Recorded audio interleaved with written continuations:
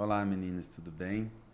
Eu me chamo Tibério Miranda, sou cirurgião ginecológico e hoje a gente vai fazer um formato de vídeo um pouquinho diferente, né, em forma de podcast, para falar não só de temas relacionados ao mês que a gente conveniente chamou de Março Lilás, né, que é o mês de prevenção, de conscientização sobre o câncer de colo do útero, né?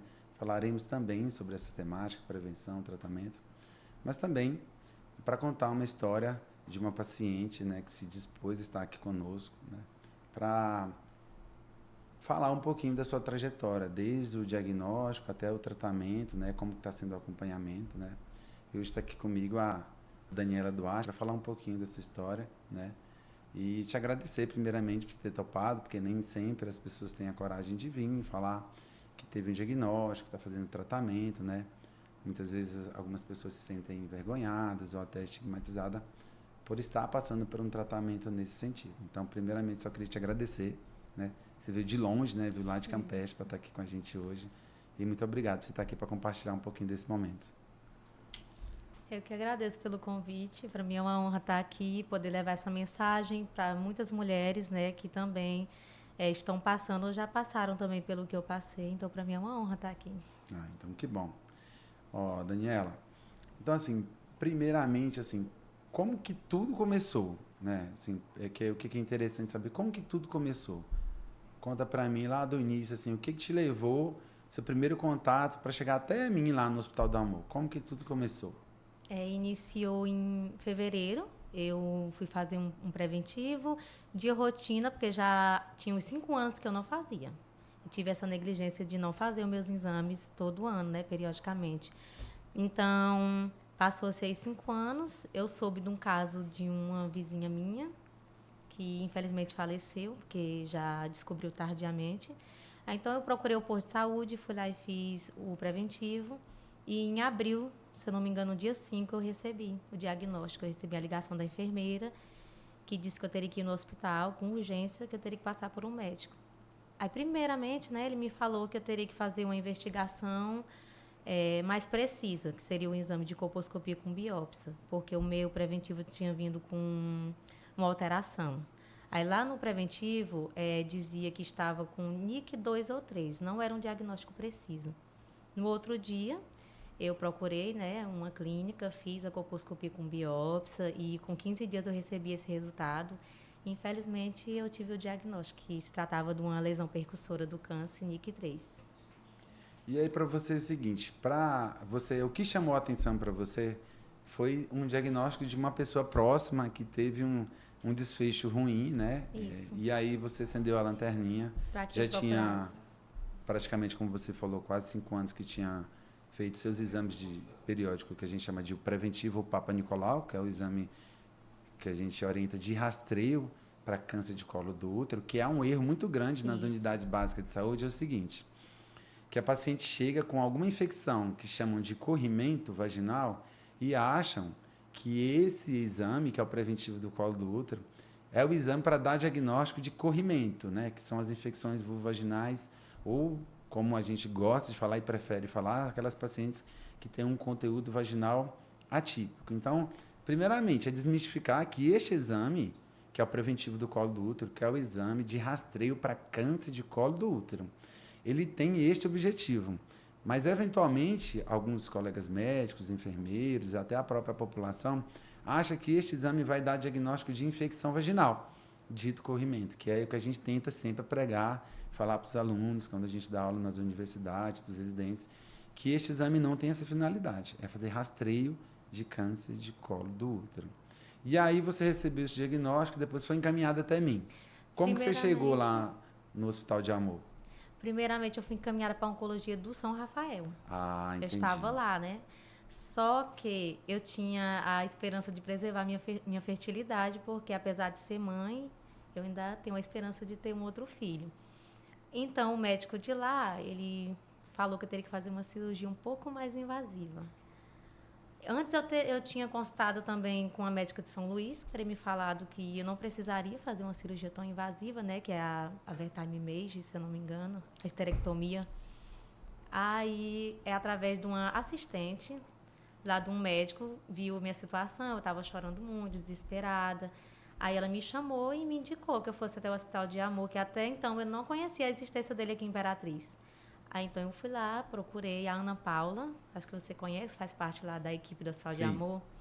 Então ela me encaminhou, né, para o Hospital de Amor, que foi quando eu cheguei a você, fiz a colposcopia novamente com você, e você me explicou, né, do que se tratava, me tranquilizou, porque até então, para mim, eu achava que eu já ia morrer, que era uma doença que eu não iria conseguir sobreviver. Fiquei muito amedrontada, mas quando cheguei lá até o Hospital de Amor, fui bem acolhida por todo mundo. E aí você me explicou direitinho, então já me tranquilizou um pouco mais. E deixa eu te perguntar, porque muitas vezes as pessoas acham que precisa ter sintoma. Antes desse medo de ter um conhecido que teve um desfecho ruim, você sentiu alguma coisa? Não senti dor. Não, nem dor durante a relação eu não senti.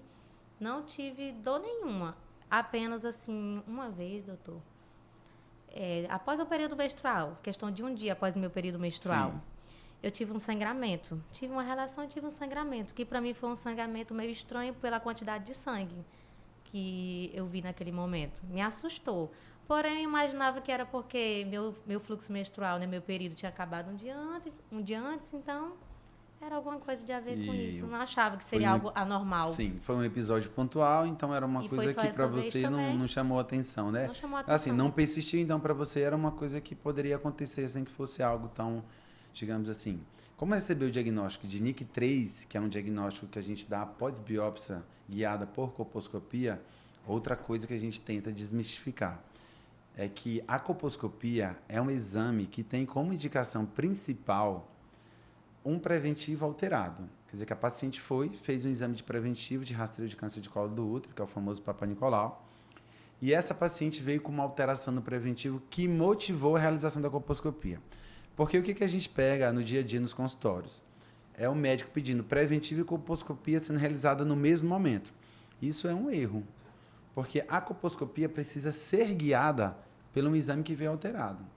E a partir daí, você tendo mais ou menos, sabendo o que você vai procurar, a colposcopia te guia para marcar lesões e a partir daí direcionar esse diagnóstico.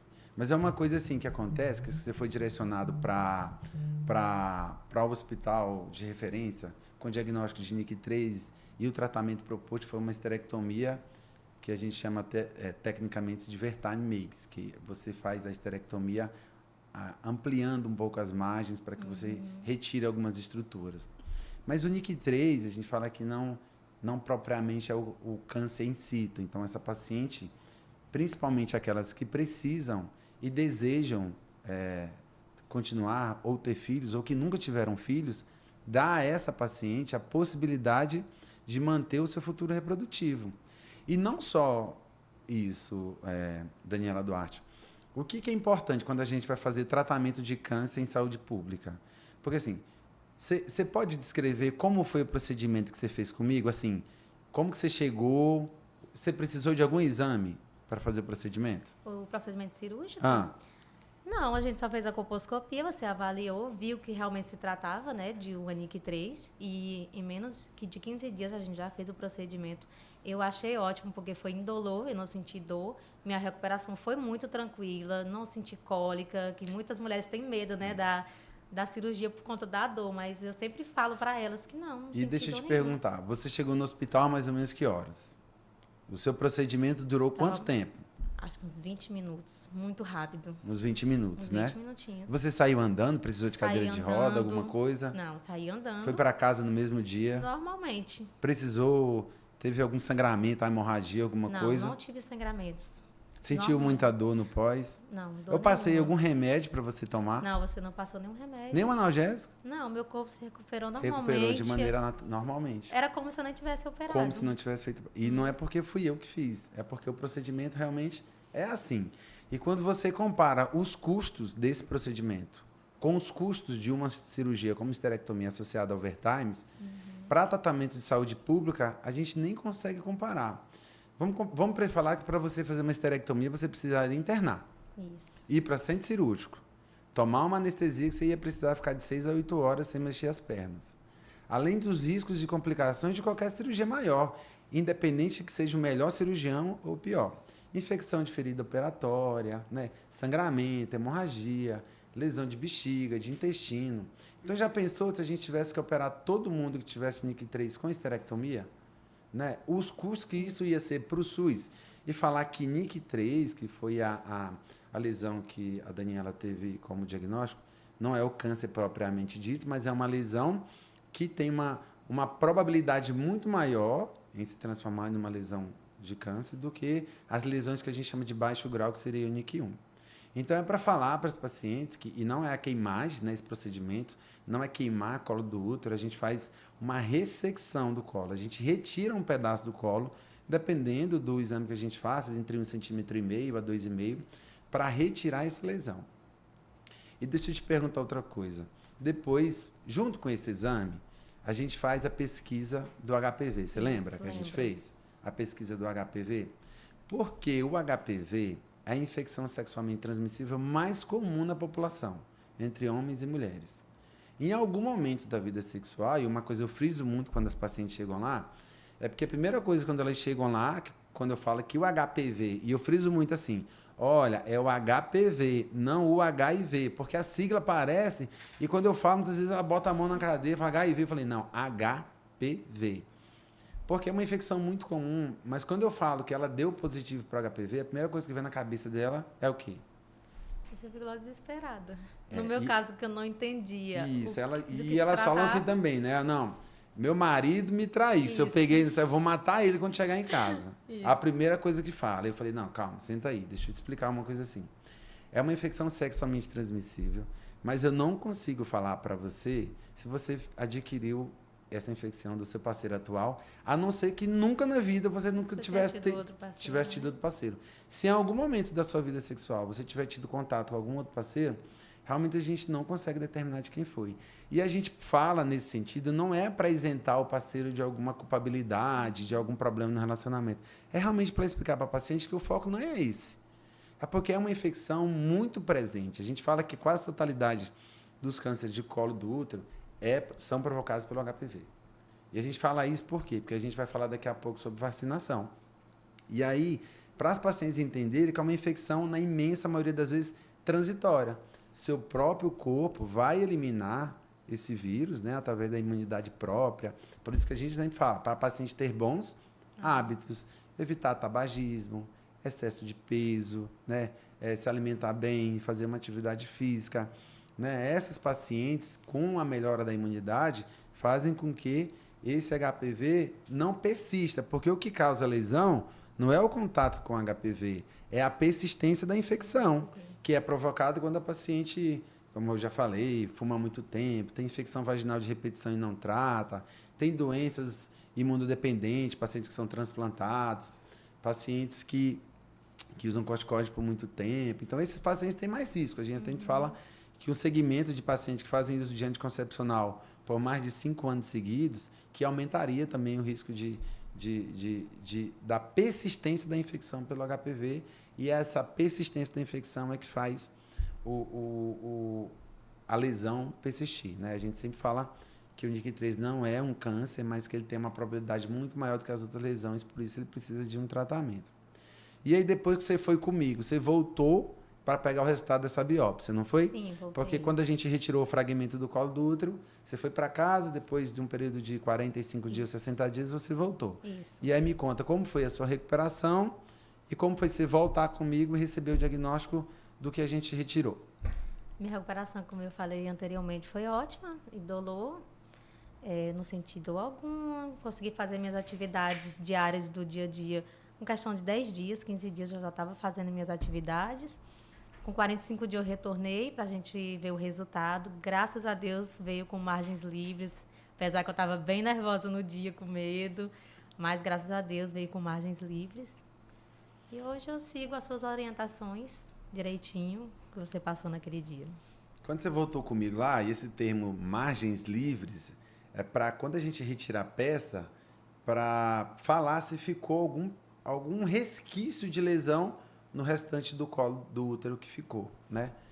E mesmo que essa paciente venha com margens livres ou margens comprometidas, a gente realmente vê se a lesão que se confirmou foi o NIC3, Porque para quem olha a peça, lembra, a biópsia que foi feita é um fragmento pequeno, menos de 1 centímetro. Quando você manda a peça da cirurgia, é uma peça maior, uma peça que tem quase 2 centímetros, né? 2,5, dependendo da profundidade.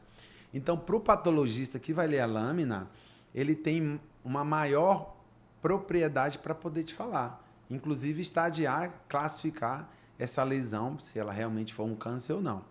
Então, quando vem com margem livre, ok, muito bom, certo? E quando vem com margem comprometida, dependendo da lesão que venha, a gente, na imensa maioria das vezes, não faz nada, mesmo que a margem venha comprometida. Por quê? Porque quando eu faço aquela ressecção com a alça, eu promovo uma inflamação lá naquele local e a sua imunidade identifica aquela área como uma área de agressão e vai lá, acaba de eliminar alguns focos. O que a gente fica muito preocupado é quando persiste o HPV. Aí, na persistência do HPV, a gente fica meio assim, né?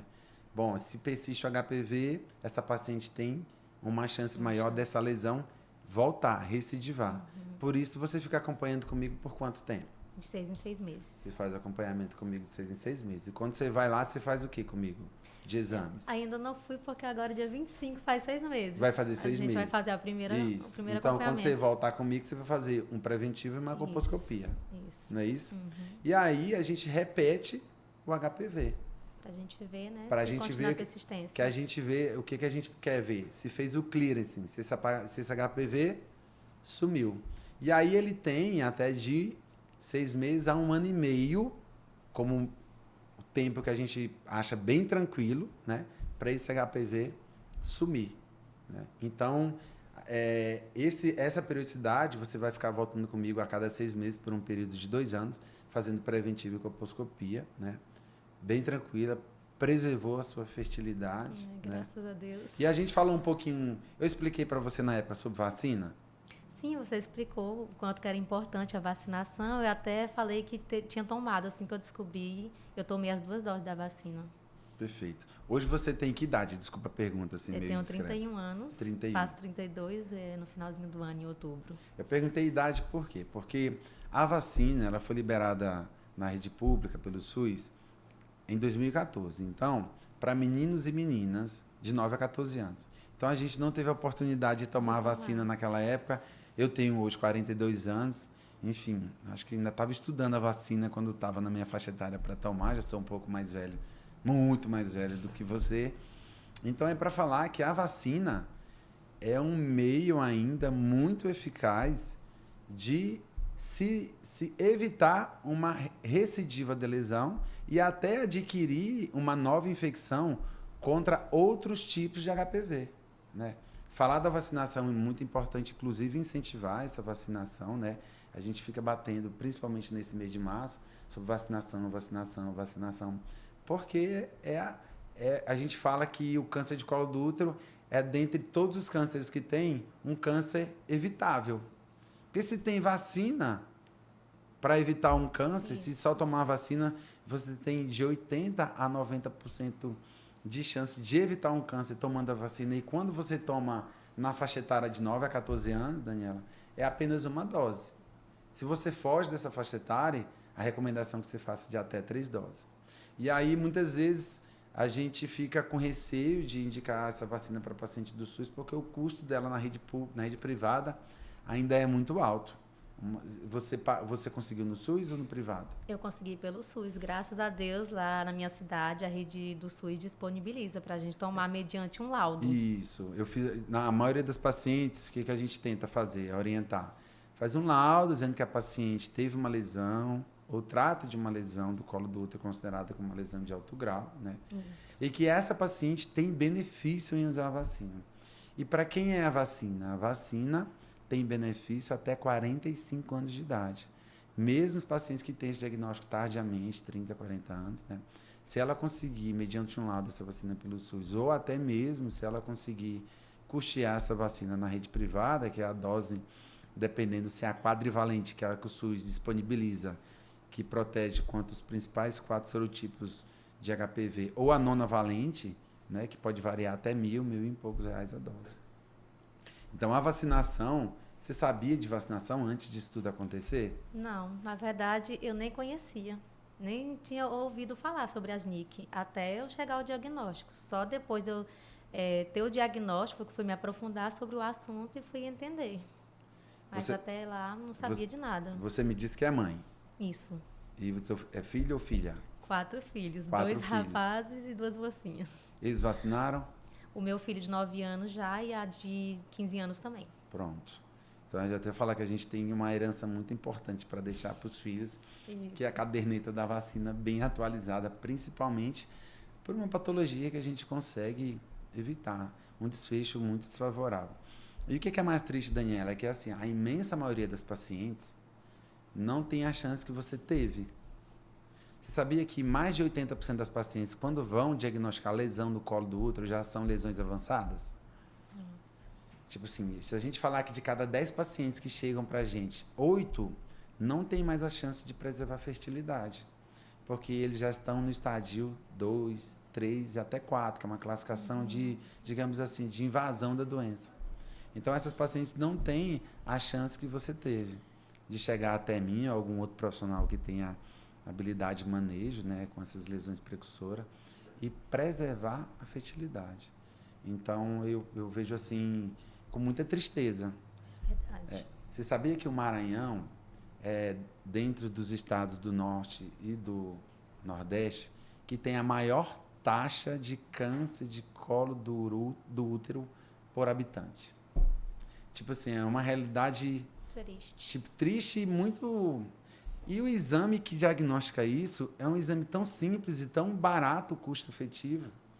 E a gente não vê muitas políticas públicas incentivando de maneira mais veemente, né? Você vê, tipo assim, você tem que trazer seu preventivo, mulher. Se você não trouxer seu preventivo, eu não vou liberar o seu Bolsa Família. Tipo isso. Porque senão, os custos de uma doença nesse sentido, para você os impactos dentro de uma família, de uma mãe que é provedora do lar, ou até daquela mãe que cuida da casa inteira, essa doença ela é muito devastadora, ela traz impactos gigantescos, principalmente porque a realidade do nosso estado é uma realidade muito triste. O INCA, que é o Instituto Nacional do Câncer, ele libera uma estimativa a cada 3 anos. E a estimativa de 2023 até 2025, né, ele fala de uma média de 17 mil novos casos todo ano. É como... Tu sabe qual é a população da tua cidade? Mais ou menos assim. Quantos eleitores tem? 12 mil. 12 mil? Se a gente tem 17 mil novos casos todo ano, é como se Campeche sumisse inteira com diagnóstico de câncer de colo do útero. Tipo, todo mundo, menino, menina, idoso, homem, mulher, é como se todo mundo tivesse câncer de colo do útero. E desses 17 mil novos casos que a gente fosse dar o diagnóstico, cerca de 14 ou 15 mil já não teria mais chance de tratamento de cura. A gente já teria que partir para uma cirurgia mais agressiva, poderia até ser curável, mas ia passar por radioquimioterapia. Como é que é a realidade lá no seu município? Mais ou menos assim. O que você vê assim, no seu bairro? Eu sei que você hoje é uma pessoa muito mais atuante, que eu vejo você sempre nas redes sociais, focando muito sobre... me ajudando nessa divulgação do Março Lilás. Eu até te agradeço muito por isso, né? Nessa divulgação dessas ações que a gente faz para proteger a mulher por causa dessas lesões que a gente consegue tratar e manter fertilidade. O que você percebe assim no seu entorno? E o que mudou para você depois disso tudo? O que você faz de diferente hoje? Eu vejo assim que apesar de ter muita informação, o SUS disponibilizar o exame do Papa Nicolau, muitas mulheres deixam a desejar, né? Que foi também o que eu fiz também, né? Acabam deixando para amanhã, a depois, e não procuram fazer o exame. Eu vejo muito isso no bairro onde eu moro, que é um lugar assim que tem bastante pessoas carentes também. Eu tenho tentado conversar bastante juntamente com a enfermeira de lá, tentar levar as mulheres a fazer um exame, mas eu vejo que elas têm um pouco de receio ainda. Apesar de ter tanta informação, elas têm receio de fazer um exame por medo de descobrir alguma coisa. Mas você acha que esse receio é por medo de descobrir ou porque este exame é um exame onde a paciente precisa ficar despida, numa posição ginecológica, colocar um aparelhinho, fazer um exame que incomoda? Você acha que isso dificulta um pouco mais também? Creio que sim, porque algumas falam por vergonha também. Por vergonha, né? Isso. Bom, eu acho que isso vai mudar um pouquinho de cenário, porque A Conitec, que é uma parte do governo federal, lançou um novo meio de rastreio do câncer de colo do útero, através da pesquisa do DNA HPV. É uma coisa nova que vai ser mudada. O Papa Nicolau vai ser substituído para rastreio, né? Já foi autorizado pelo Ministério da Saúde, onde o exame que vai servir de rastreio vai ser o exame de rastreio do HPV. E não mais aquela laminazinha que na maioria das vezes é feito no município, ou até na citologia em meio líquido, que é o que você faz comigo lá no Hospital de Amor. E como que isso vai poder ser feito lá na frente? Principalmente pensando em populações ribeirinhas, Manaus, Amazonas, Acre, Roraima, onde o acesso à saúde é muito difícil. As pacientes vão poder colocar uma escovinha dentro da vagina elas mesmas e vão poder girar essa escovinha dentro da vagina para fazer a pesquisa do HPV. E a partir daí, começar a rastrear. Aquelas pacientes que tiverem a positividade para o HPV de alto risco, principalmente os subtipos, é como se a gente desse um sobrenome para o HPV. O 16 e o 18, essas pacientes vão ser chamadas para fazer a colposcopia direto, sem ter a necessidade de fazer o preventivo. Você acha que isso pode facilitar um pouco? Eu acredito que sim. Isso A própria paciente em casa colocar uma escovinha no canal da vagina, rodar e colocar dentro do potinho e levar? Porque para essas pessoas que sentem vergonha, que não querem ir, então vai ser bom demais. Vai ser muito bom. Então a gente acredita que isso vai aumentar muito, né? Inclusive, a gente vai ter que estar preparado para ofertar mais colposcopias, porque a gente vai dar mais diagnóstico de lesão, porque os estudos mostraram que a pesquisa direta pelo HPV, sem passar pelo preventivo tradicional, né, o Papa Nicolau, demonstrou diagnosticar mais lesões do que a pesquisa só pelo rastreio. Então, acho que isso vai ajudar a gente, né? Vai sim. As pessoas vão ficar menos envergonhadas de procurar o postinho. Muitas vezes não querem ir porque conhece a técnica, um agente de saúde, Exatamente. né? Eita, ela mora aqui do lado, eu não quero ir com ele. Ou porque o médico lá é novo, eu não conheço ele também. É o que mais ocorre em cidades pequenas, igual a minha. Todo mundo se conhece, aí não vou lá porque eu conheço aquela pessoa. Sim. É o que mais acontece. E aí, assim, a gente vai frisar muito, muito mesmo aqui, que a continuidade no rastreio, a regularidade no rastreio é que muda tudo. Porque, por exemplo, talvez se você tivesse, e a gente não vai falar muito talvez para não ficar pensando muito no passado, mas mantida a regularidade dos seus exames, talvez nem precisasse a gente chegar nesse nível de tratar um NIC3, né? Talvez a gente pudesse ter intervenções que pudessem ajudar bem antes. Você acredita que poderia ter mudado isso? Sim, inclusive eu me culpei bastante no início, por não ter feito regularmente, que teria descoberto talvez no NIC 1 ou no NIC 2, teria tido mais chances, né, de tratar. E hoje é o que eu me empenho muito em passar, tanto nas minhas redes sociais, para as mulheres, né, procurar fazer sempre seus exames em dias. Sempre levo o meu testemunho para as mulheres, a minha história de como que foi. Se eu tivesse feito os exames antes, né, direitinho, talvez não teria chegado até uma NIC 3. A importância desse exame. E assim, o que a gente percebe, Daniela, é que a gente tem uma parcela da população que é muito rastreada, tipo assim, quer fazer exames a cada 3, 6 meses. E outra parcela da população que nunca faz, ou que vai fazer a cada 5, 10 anos, né? E onde a gente perde essa temporalidade. Aí o Ministério da Saúde recomenda que esse exame tenha uma regularidade em que sentido? Iniciar a partir dos 25 anos de idade, né? Eu vou falar, mas por que não iniciar antes de ter, assim que eu perdi a virgindade, que comecei a ter relação sexual, por que não fazer esse exame antes, né? Porque já que ele é provocado pela infecção pelo HPV, e o HPV é adquirido na relação sexual, por que eu não faço esse exame logo depois que eu perdi a virgindade? Porque o câncer de colo do útero, Daniela, ele dá essa chance, digamos assim, para a paciente. Porque ele tem uma evolução muito arrastada. Para a paciente sair, em média, de um colo saudável para uma lesão de câncer, demora, em média, 10 anos. Pra você ter uma ideia, você negligenciou, em média, 5 anos a realização do exame, você ainda conseguiu fazer o NIC 3. Se fosse um câncer que tivesse um comportamento mais agressivo, a gente não teria essa oportunidade. Mas o câncer de colo do útero, ele tem essa temporalidade mais lenta.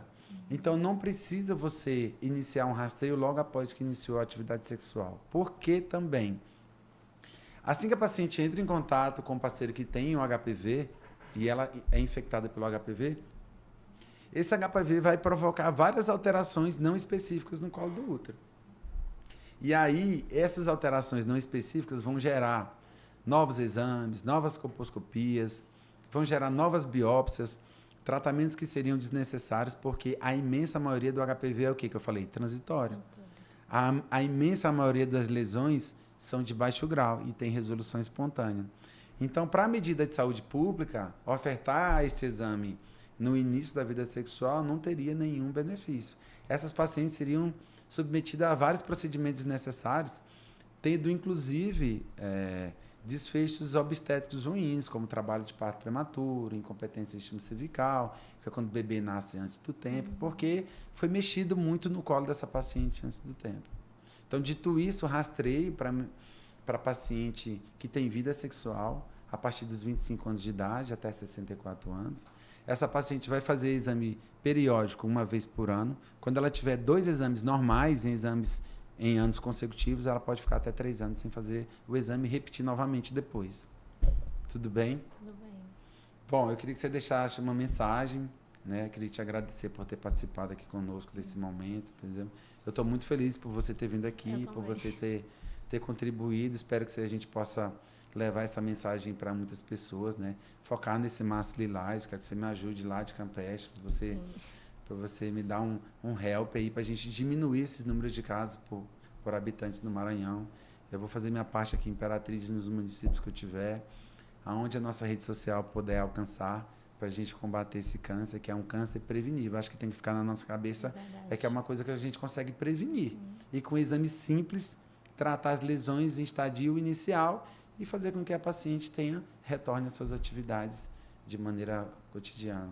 Queria te agradecer, queria que você deixasse uma mensagem final para a nossa audiência aí, para que a gente possa alcançar mais pessoas.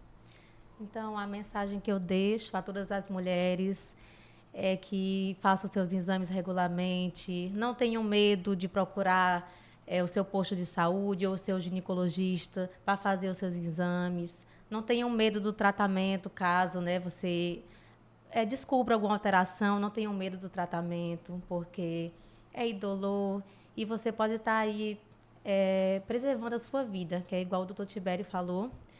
O câncer do colo do útero é um câncer que ele é detectado no exame e precocemente, você detectar ele precocemente, você tem a chance de cura muito grande, tem a chance de viver aí com a sua família. Então, você que é mãe, ou que não é ainda e pretende ter seu filho, você mulher, não deixe de fazer o seu exame, aproveite a campanha do Março Lilás, que está aí disponibilizando aí os exames para você fazer. A gente tem o Hospital de Amor, que está lá preparado para receber todas as mulheres. Então, a mensagem que eu quero deixar é isso, a prevenção.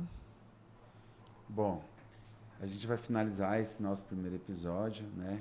Eu queria que você que gostou, né, que curta, que compartilhe, né? Se você ainda ou quer que a gente faça novos episódios sobre novos temas, para você deixar para a gente as perguntinhas no comentário. Muito obrigado.